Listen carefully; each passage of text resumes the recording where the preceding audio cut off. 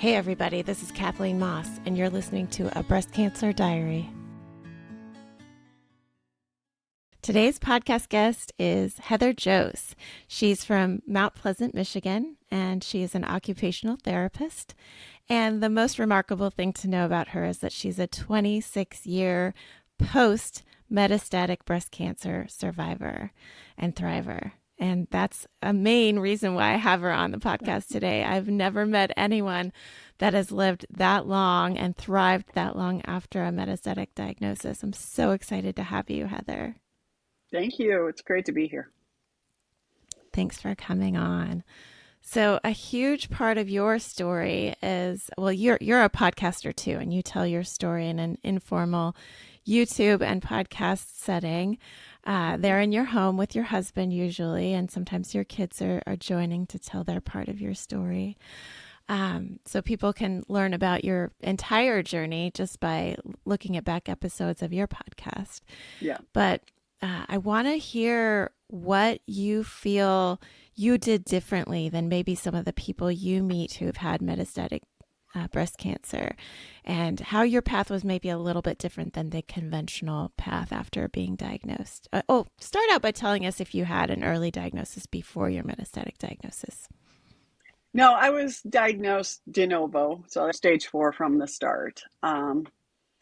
I think, looking back, I was 26 when it happened, and I think some of what worked for me was being a little bit naive about a lot of things, right? I look at my daughter is now 27 and doing great at life, but there's a lot that you learn over the course of time, right? Yeah. So I think it helped me to be able to just kind of go into this going, well, okay, how do I stay here? How do I figure this out without knowing, I don't know, even the gravity of all of it. Sure. So, Absolutely. Yeah. And how many months or years did you stay with just conventional treatment before branching out into integrative treatment? Well, my first doctor told me to get my affairs in order. So I stayed with him for about 20 minutes and then we were done forever. Yeah. The next oncologist that I talked to was the next day. And she told me, even on that phone call, drink some green tea, eat some fruits and vegetables, and we'll start killing cancer on Monday.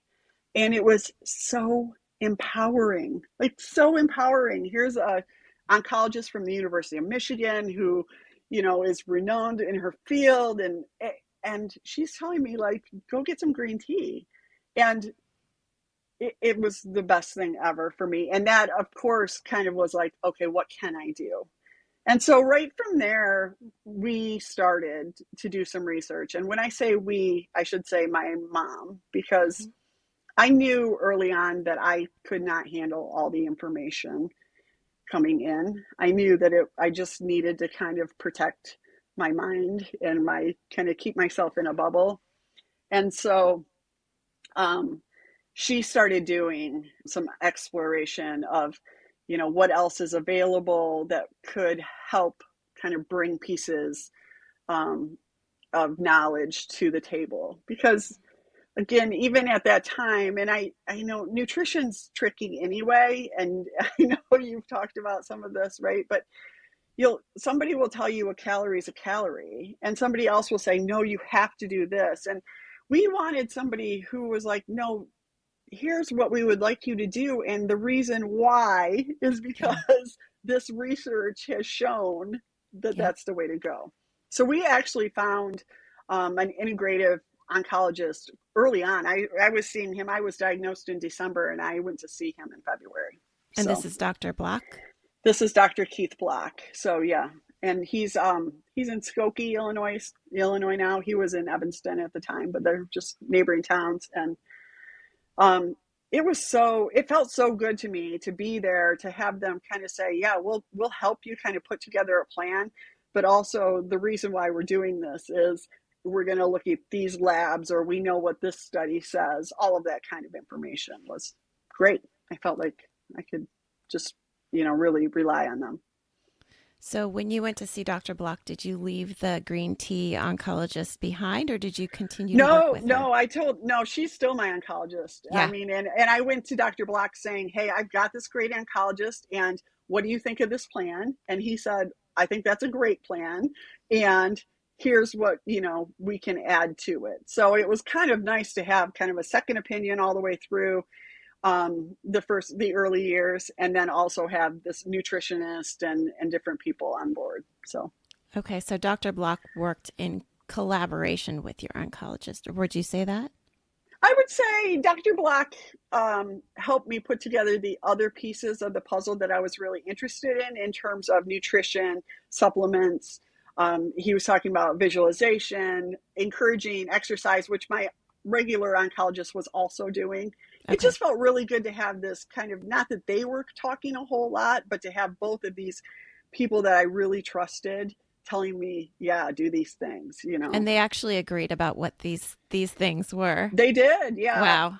That's Yeah, great. my oncologist has always been, I think, ahead of her time, Yeah. as in terms of recognizing what our bodies can do with proper nutrition, exercise, all of those kind of things. So Okay. I was going to ask you if you ever went back to her now, 20 some years later and said, "Why the heck did you tell me to go and eat green tea?" But it sounds like she has continued to be consistent in her endorsement of things like green tea and fruits and absolutely, we've vegetables. Okay. actually, it's been a while, but we ran a 10K together one time. So Oh, wow. she's very supportive of being active and healthy, and she will always check in on all of those kind of things. What am I doing to work out? How am I eating?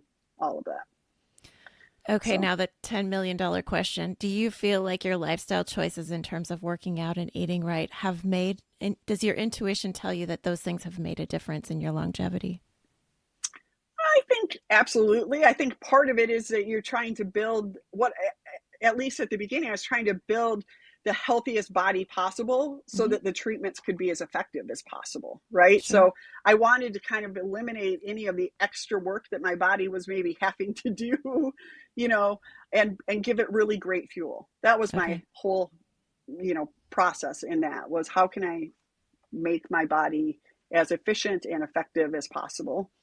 Okay. So So you're saying you wanted your body to be in good shape so that the treatments could be effective. So you weren't replacing the treatments with lifestyle. I think that's a really oh important God, no. distinction. Absolutely not at Yeah. all. In fact, I Yeah. mean, and there's this other big piece, which is mindset. So for me, I was kind of like, I need to believe in everything that I'm doing. And being able to believe in these things then helps me kind of put together this whole picture. The medicine's working and it's doing its job, and I'm doing my job by, keeping myself as healthy as I can be. I mean, it's a whole picture. Yeah. So Dr. Block is a medical doctor and he has an integrative center, I think. Yeah.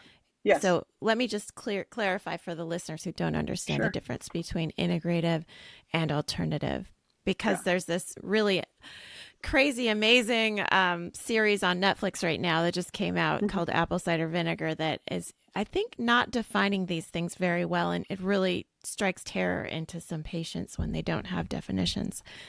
So, alternative therapy, natural therapies, can be offered instead of conventional medical treatment, Mhm. and that's what we call alternative. But integrative means it's a natural approach or a lifestyle approach that works hand in hand with conventional medical therapies, and that's what you've chosen, and what Yeah. Dr. Block has chosen. He's not saying you don't need chemo, radiation, you don't need those oncology drugs or the hormone suppressors.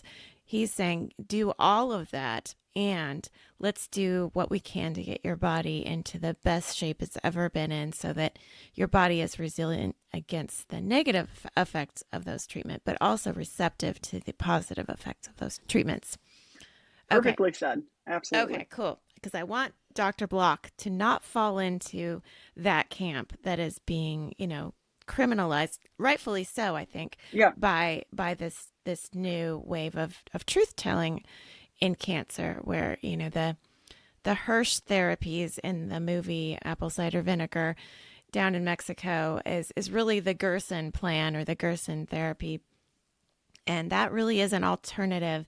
They use enemas and juicing instead of chemo and radiation. Typically, I don't know what they're doing now, but typically that's what they've been seen to do. And a lot of other podcasts that I've listened to that are based on health and nutrition and lifestyle will actually give those therapies some airtime and some credence. And that can be really confusing for patients.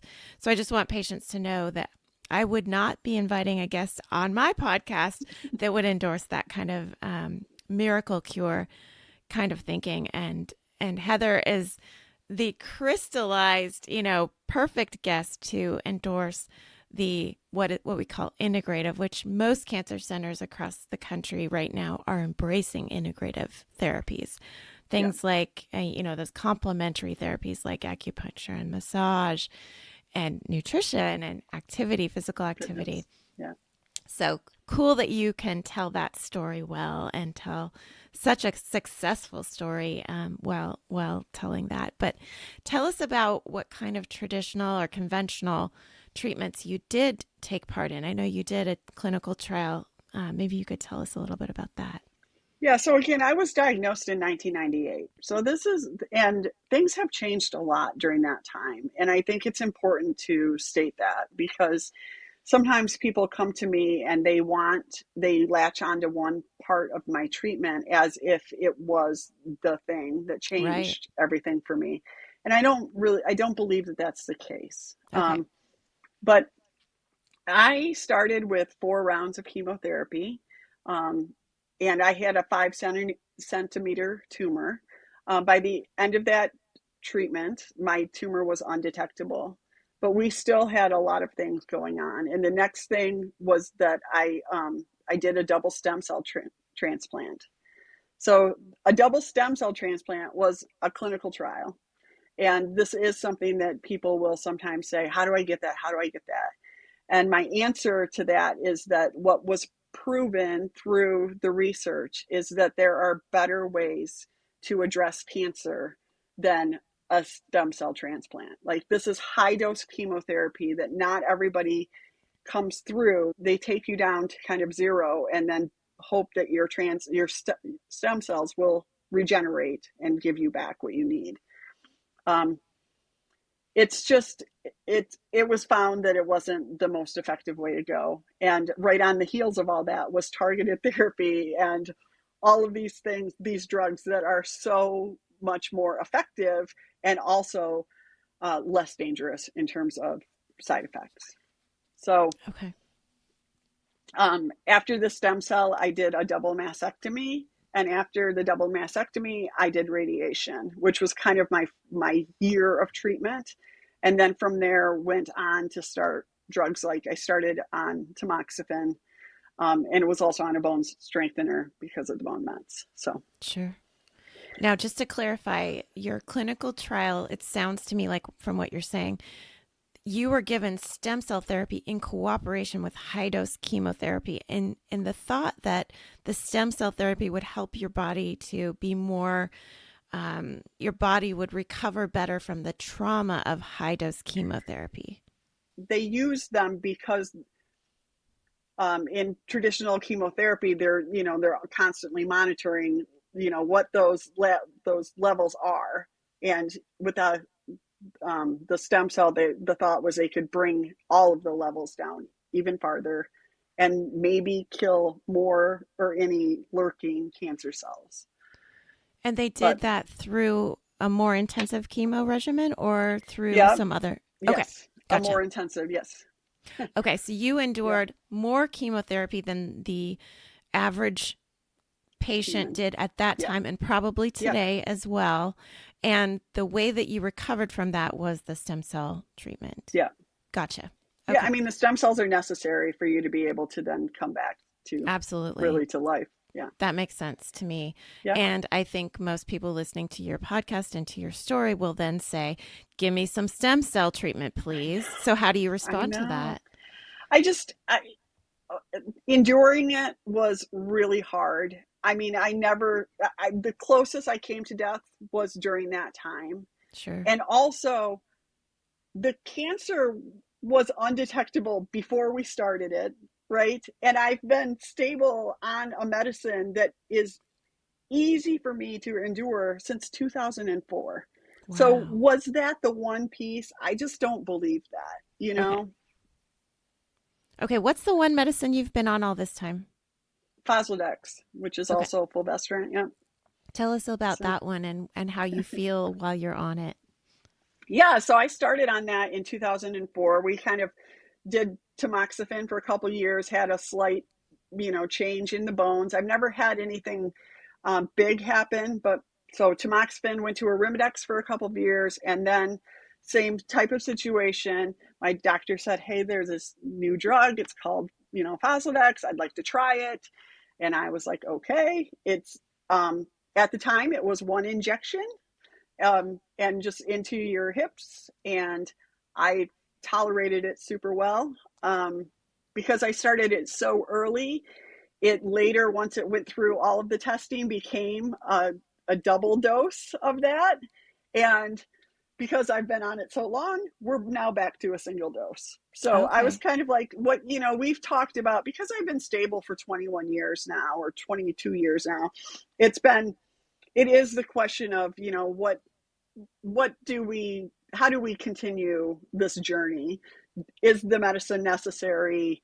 What does that look like? So, um, the problem with the Faslodex for me, after so many years of injections, is some scar tissue in my hip Mm, area, my lower back area. So okay. to be able to do one injection versus two just really helps me from a comfort level, um, you know, endure that. And I felt very comfortable with that because I was on one dose a long time ago anyway. So And what other it's side effects? Have there been any other immediate side effects? I'm not a big side effect person. Okay. Will be honest. I don't really. I even from the very start of things, I've always kind of said, if there's side effects, you need to, like, please tell my husband or my mom or something, so I can kind of like bounce things off of them if I'm feeling something. But I know how my brain works, and I don't want to manifest things Yeah. that I don't need to. So Oh, okay. So you're saying you never looked into the side effects and therefore you never experienced them? Is that what you're saying? that's what I'm saying is, I mean, I learn about side effects sometimes because they happen, which Yeah. we can talk about from a bone standpoint, the biphosphonate I was on. But Okay. there's also things that, like with the Faslodex, it's super easy for me to tolerate. I'm sure there are some side effects that people talk about, but for me, it's in and out. I actually got my treatment today. There's no, it's just, it's easy. And I appreciate that. Yeah. Yeah. It's a very different drug. So did you get onto Faslodex because of a clinical trial initially? It wasn't actually a clinical trial, but it had just come out. Like, so they were still working on dosing at that point. Okay. So, Okay. yeah. So it sounds like you're giving it 5 stars in terms of the treatment. I mean, anybody who can walk in and out of a cancer center in, Yeah. maximum 10 minutes, that's, I think that's 5 stars, right? Yeah. Like, No kidding. so, I mean, maybe I turn on my heated seats on the way home. Like, okay, that's good. Drink some extra water. I mean, okay. Brilliant. No, I love it. So why did you stop taking tamoxifen? Because there was a little bit of a change. So we just moved from like a change in the bone scan. Okay. So Yeah. a little bit of progression. My doctor has always been like, we're moving to the next thing. But Oh, you mean there was a cancer progression in your bones? Is that what yes, you're saying? yes, Okay. So it wasn't yeah, responding to tamoxifen. Okay. yeah. I mean, we can talk about all that too, because over the years, I've now learned to do bone biopsies, Yeah. and I've had two bone biopsies that have come back clear. So Okay. sometimes it's hard with bone changes to definitely say this is, um, the cancer. Right. So especially when it's in little things. Again, I'm not an expert on reading scans by any means, but Yeah. No, that's good. I think that just an overview is good. I don't want to get into too much medical stuff because I'm not a mhm, medical person, so I can't right. defend and define those things. But I do want to ask you about the double mastectomy because Hmm. almost all patients who are diagnosed de novo, like you were, do not get a double mastectomy, even if they want one. So, what happened Hmm. in your case that made that different? Well, that is, I would consider that a new way of thinking. Okay. So that was not the protocol in the late 90s. Okay. So that has changed since then. And I think there's a lot of, I understand why women sometimes are scared because they don't have a double mastectomy. But I also feel like being able to keep your breast is really less invasive and a great thing. Yeah. So So, it sounds like maybe miss your breast and feel a little bit of regret about that. yeah, I mean, I can't regret something that I didn't have the opportunity to make a decision on, right? Yeah. But I didn't realize the impact it would have on me, the loss of my breast in terms of body image, sexual pleasure. All of these things were, there's a big piece of me that is missing.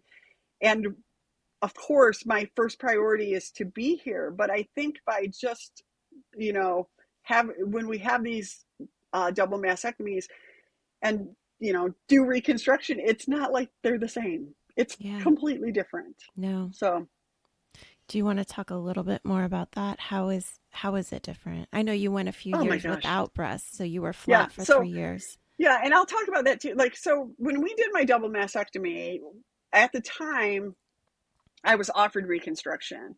And my whole thing was like, no, I know I mean, I thought, at least at that time, I was like, this is a procedure that can be quite painful.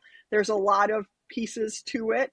And so my only thing, I just wanted to be healthy and Hmm. well as soon as possible. And I was like, I don't mind being flat. That was fine with me. Hmm. Um, and honestly, I was fine with it. One of the reasons that I chose to have reconstruction was because it it can be very painful to have just kind of your sternum exposed. I had young children at the time, and like that head coming back into a couple times sent me skyrocketing. Mm. Like it just was, and so I was like, I'm willing to look into this. And I was also a couple of years out and feeling really good. I felt feeling strong enough to be able to take it on because I knew it was a big procedure, and it was a big procedure. So, So, what were some of the ways that it was a big deal? oh my gosh, I mean, to do expanders. So I had on both sides, like I mean, it's just painful. Week Hmm. after week, we were driving to treatment, putting more fluid in, kind of trying to, to expand skin. And I ended up having a lat flap, so muscle from the back come around to the front on the left side, and then just expansion on the right. It was painful, and I think the results were okay. When you look down and I have a shirt on, it looks like I have breast, but nothing more. I mean, I had said to my husband a long time ago, like, please just don't pretend, like, don't Mm. touch them, don't pretend. Like, it just doesn't, that's, that part of my body is gone. This is a different something. Were you more comfortable with the flatness being touched or?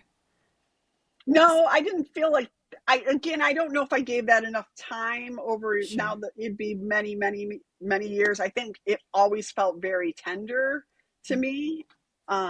But um, yeah, I was just surprised by all of that. And also there's no talk about it, right? When those things are happening, it's all very much like, oh, but we can do a reconstruction and you'll look just like this and you can choose what size you want to be. And it's all like A all positive this thing. all this Yeah. positive stuff. There's no talk about the fact that, it won't feel the same and Mm.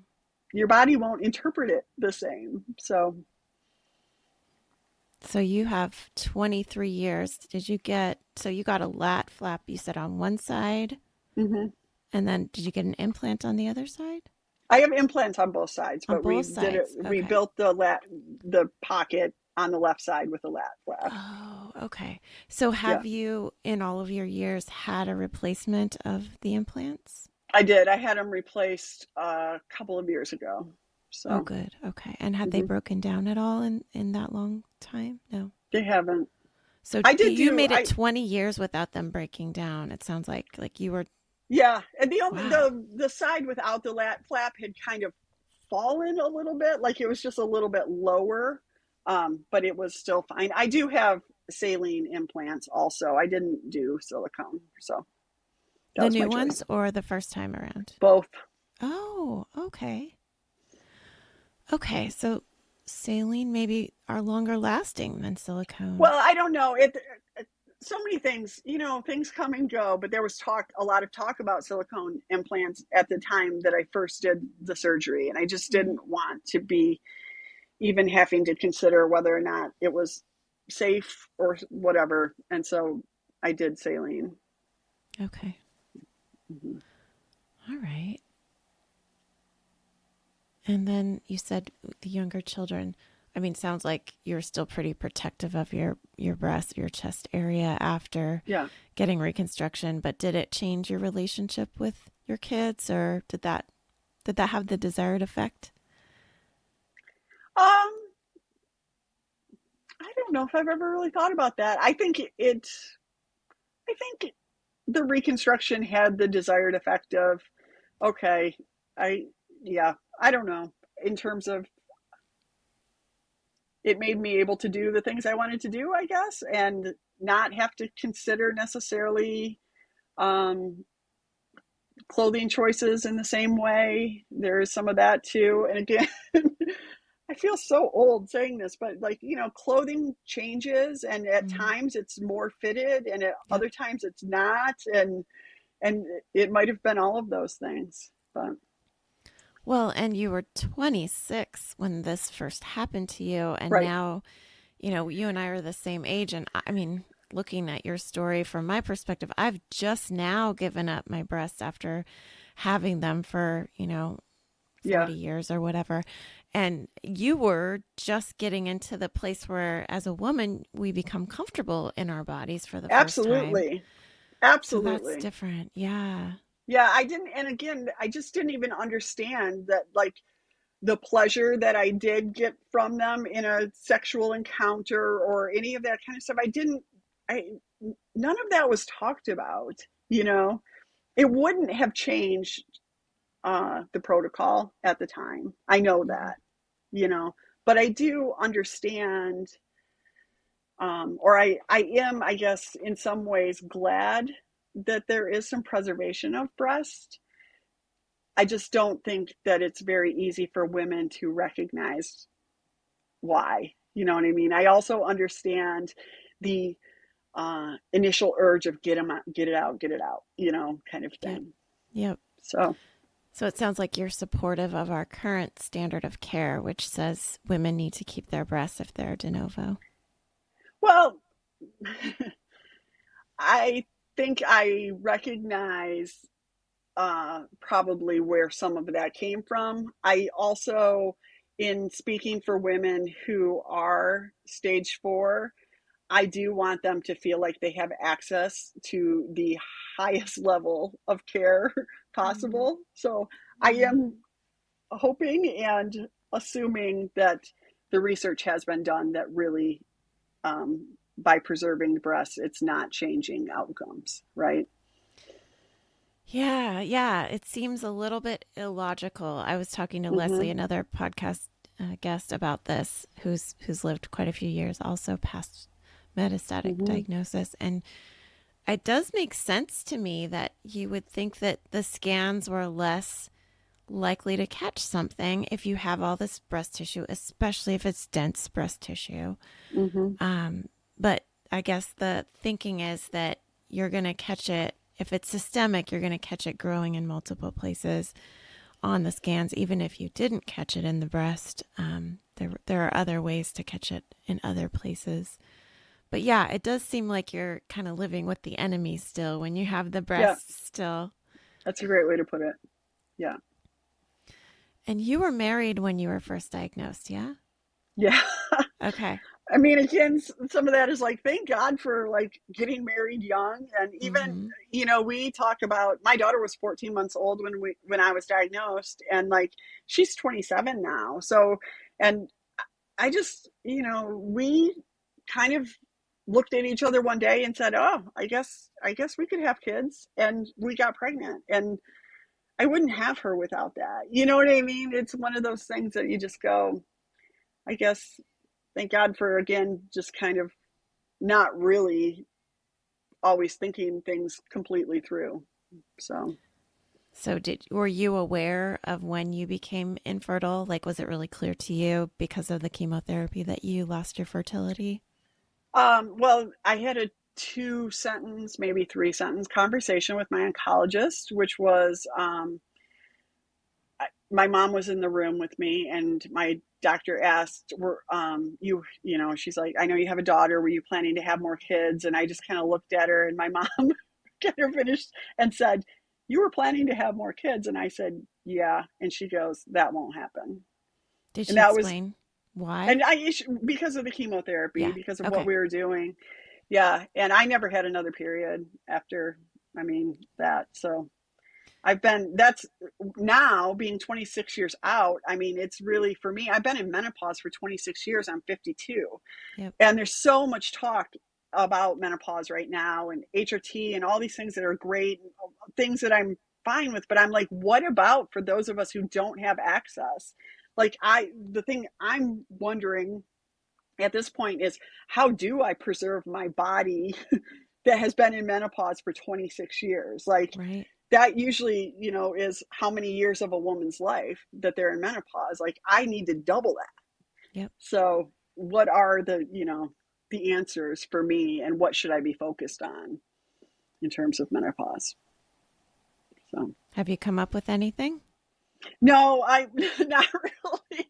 I mean, of course, just general health and lifting, and you know what I mean. Mm-hmm. Mm-hmm. I know those basic things, but I actually have been kind of thinking about, I need to do some research about maybe finding a doctor who will speak to menopause, in, women, that have had cancer. Because, while I'm excited to find out and hear that the HRT trials were completely botched and whatever years ago, and that HRT is something that is accessible for women and maybe a great thing, it's not accessible for me, right? No. And for many people. So, like, what are the other answers? Mm-hmm. And I think because we can't replace estrogen and progesterone, we can't do that. So, like, how do we keep our body going? Yeah. I know a lot of breast cancer survivors are taking vaginal estrogen because there's Mm-hmm. a bunch of research that proves that it doesn't go into the Mm-hmm. whole system. It doesn't act Mm-hmm. systemically. Um, but yeah, otherwise we're not allowed to take HRT. Right. It's highly, highly Right. frowned on. And hopefully we'll get more workarounds besides just the vaginal Yeah. application. Yeah. And I've used some of those in the past too, and it's not been a struggle for me, recently. But yeah, the access is just not the same. So, Yeah. You're pretty open about your marriage and your family and your podcast, so I feel a little bit yeah, more yeah. courageous to ask you about that. So, when your husband learned about the infertility and chemo link, did Mm-hmm. you have a time of grieving? Were you able to process that together back then or more Oh, recently? I think early on it was really just survival. Like, Yeah. we didn't have time to process it. I think it's weird how it shows up for me. I definitely have grieved not being able to have more children, biologically, and it comes out in weird ways.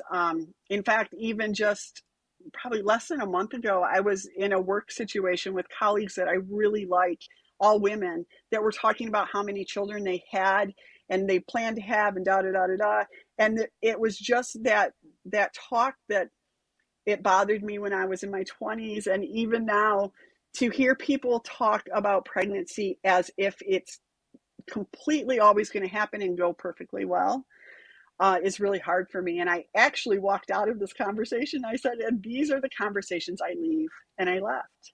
Mm-hmm. And they were like, oh, I'm so sorry. And I was like, no, you are welcome to have those conversations, but that's it. Just again, living took priority over everything, and there were losses, right? There's grief. Yeah. Yeah. There's piles of losses right then in that Yes, beginning session, right? Like absolutely. too much to process, I imagine. Yeah. Yeah. And you had an adoptive child before you were diagnosed. No, we adopted No? him afterwards. Oh, Yeah. after. So I thought you had said you had kids. Okay, Oh, so right, I was had it one. really soon after? Okay, It soon was after. fairly soon. Yeah. Yeah. Okay. So when you were talking about your sternum and that being sensitive, it was Oh yeah. because you had Yes, it adopted was. him pretty quickly. He came home. Well, he Huh. was 18 months old when he came home, but we did. He came home in 2002, and I was diagnosed the end of 1998. So yes. Okay. Okay. Mhm. So did your adoption process go pretty smoothly? I would say yes. I don't know much about adoption and how it's changed over the years. I had I found something that was I was able to apply to a bunch of agencies and say, would you work with somebody in my situation? And I had an agency reach back out to me and say yes. And so from that side of things, it went great. International adoption, I think there's always challenges. And like our process literally took 18 months, and 9/11 happened in the middle of it. So, like, Wow. you never know, what's going to come about. Yeah. But, um, it's been an amazing thing, the whole process, right? Yeah. But I again, think, it's not without challenges. Everything has challenges. right. Of course. So you did an international adoption, it sounds like. Mm-hmm. And then what was the questioning like about the fact that you had a metastatic diagnosis? Like, did people really know what that meant, do you think?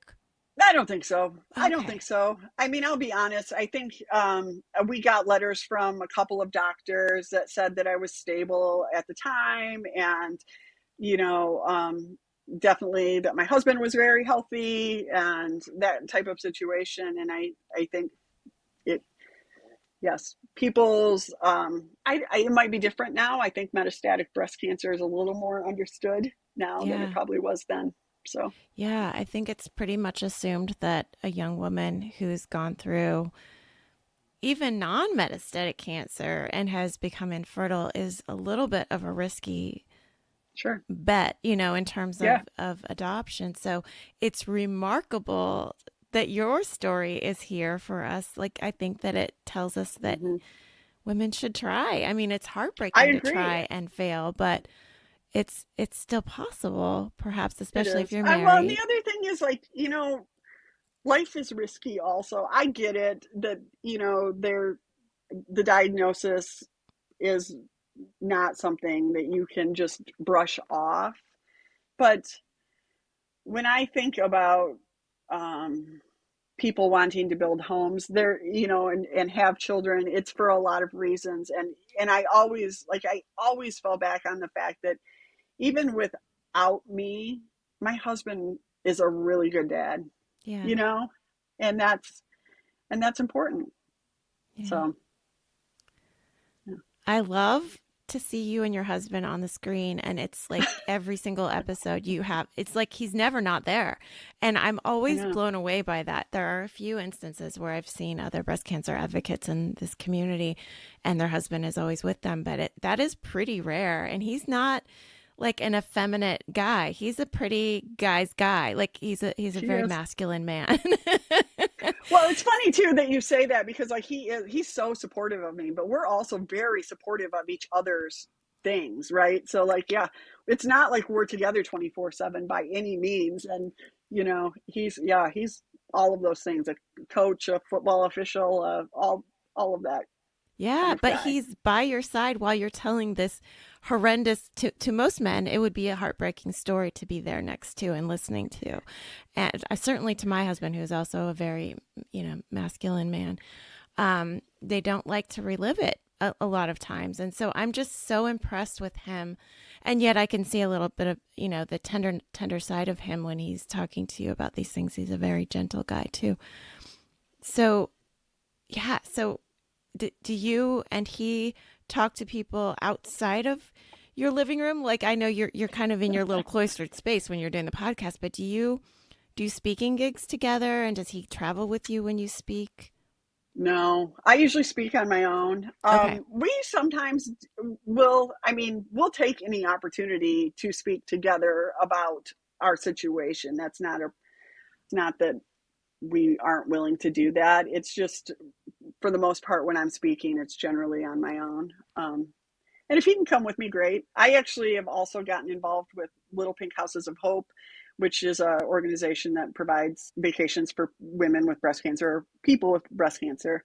Hmm. Um, and when I go and I see the dads or the partners in these situations, I always think, oh, I wish he was here. And that's the goal too, is that he will at some point be able to kind of join me, because I think the partner support is, there's a whole nother of things you have to deal with there, right? And Hmm. it is important to talk about. I wanted to ask you about your daughter as well. So you have a Sure. biological daughter, Sydney, Hmm. and she is certainly, at significant risk for breast cancer. And I wanted to have you tell a little bit of her story if you're willing to. Yeah, I will say, like, so Sydney has lived her almost her entire life with cancer, and we've it's always been a part of who we are as a family. It's never been something that she's been particularly scared about or anything like that. It's just been a part of our lives. Um, she I should say too, I have done genetic testing a couple of times. I don't carry any markers for Hmm. that, which is a little reassuring as a parent, I guess, right? You hope that, there's a it's a fluke of how I have it, but it doesn't necessarily mean that she will get it. That being said, she's been in a high risk clinic since she was 18, which is they do have them. There, I don't know how many places have them, but we live in Michigan. She's been a part of the University of Michigan's clinic, um, and it provides a whole lot of reassurance for both of us. Just that she has been getting these baseline, not just mammograms, but breast MRIs. You know, since so for 9 years now. How often does she get MRIs?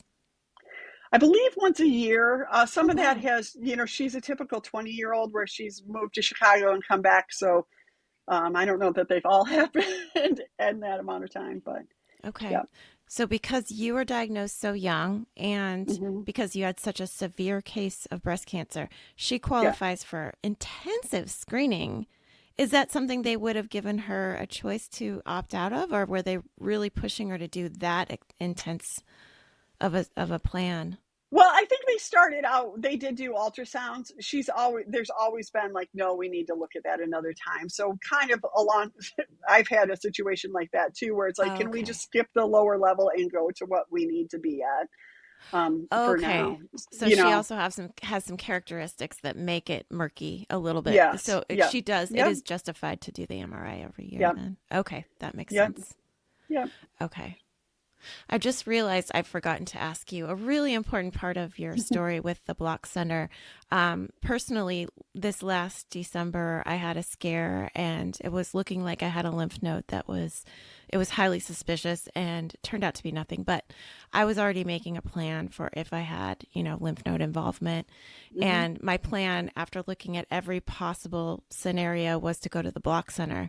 I was very impressed with what they were doing, and I also really love my medical oncologist here in Oregon, Hmm. but I had a plan to make it work, and I wasn't quite sure of the financial implications of that. So I wanted to ask you, and I know it's been 20 some years, but what were the financial implications for you?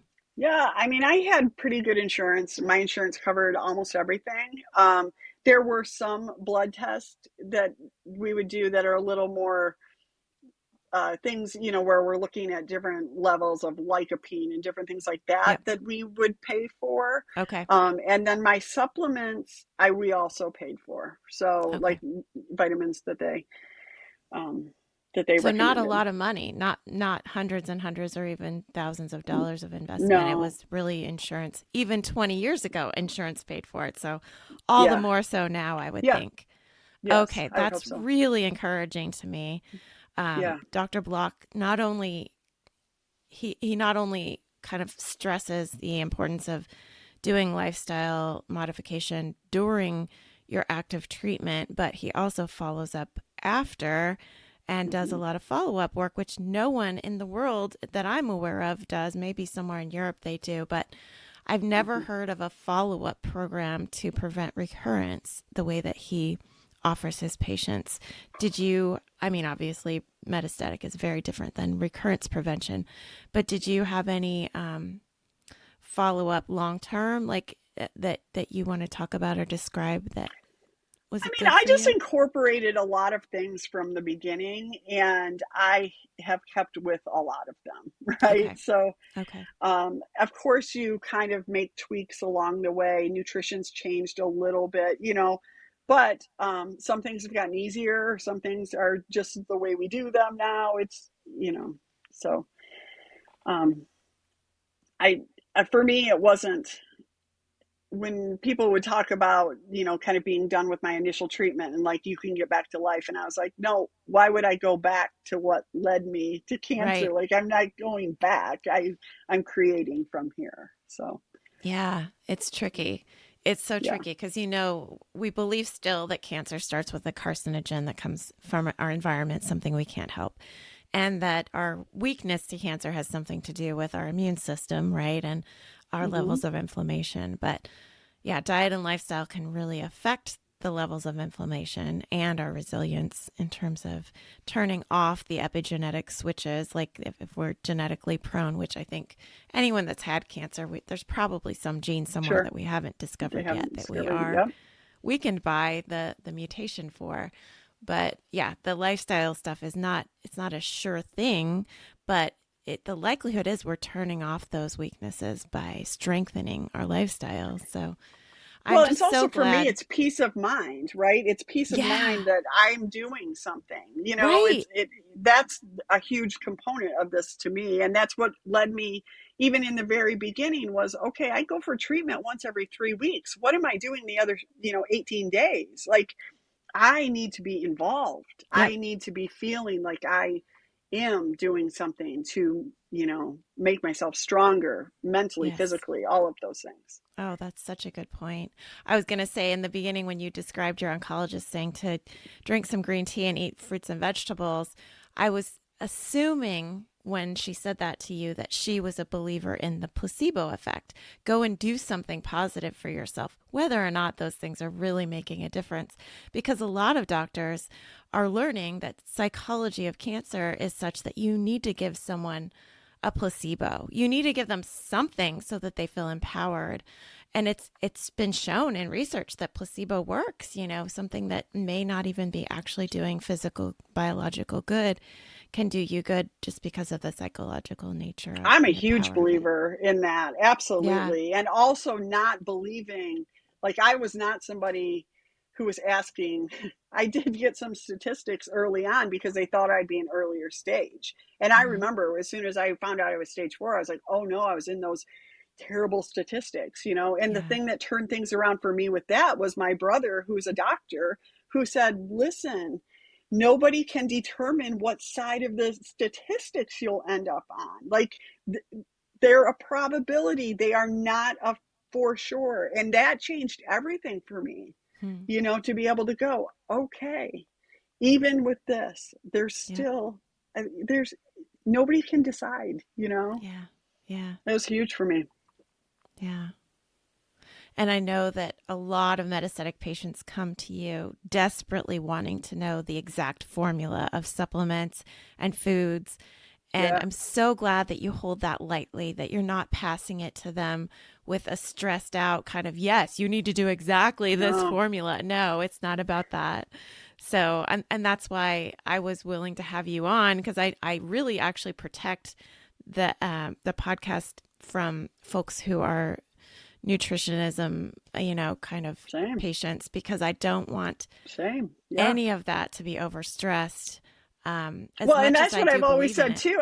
I will say that to people often, like I can tell you some changes to make, Uh but huh. if you don't believe or want to, if it's only going to add more stress, don't Right. do anything, Right. please. Like just, Exactly.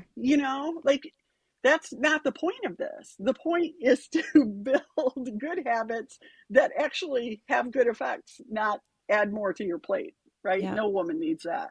Yeah. And I think that's kind of my definition of nutritionism is taking nutrition and adding fear. You don't want fear Mm, in that recipe, because the yeah, fear will outdo all of the good that the absolutely. nutrition Totally does. agree.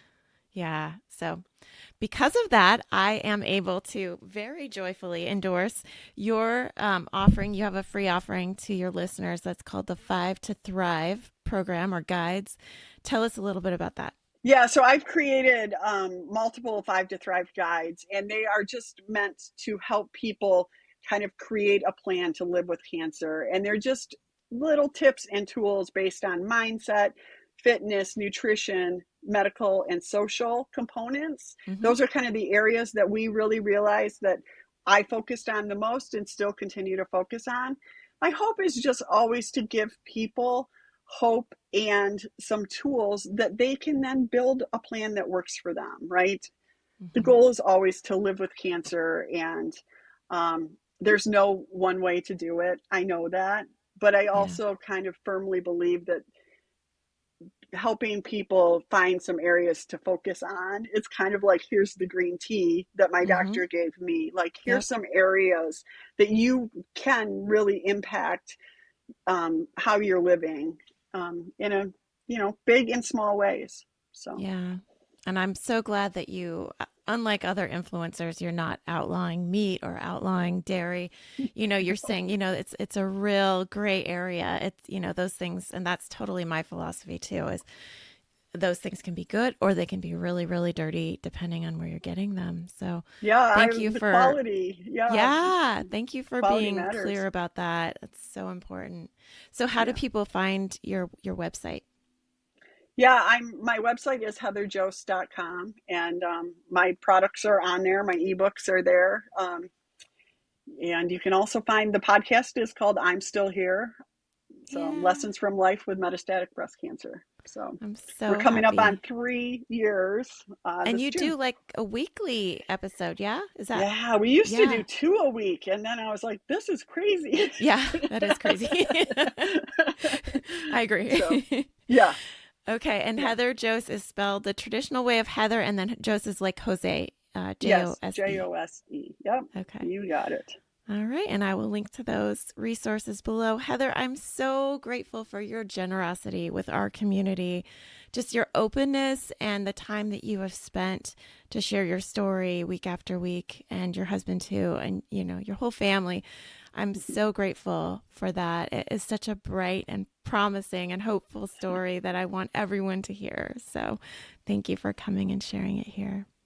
Thank you. I really appreciate having the opportunity, and I would love to, if you want to, at some point, come and join on our podcast as well, and we can also Great. talk a little bit more about nutritionism Oh, or the awesome. I lack would of it. love to.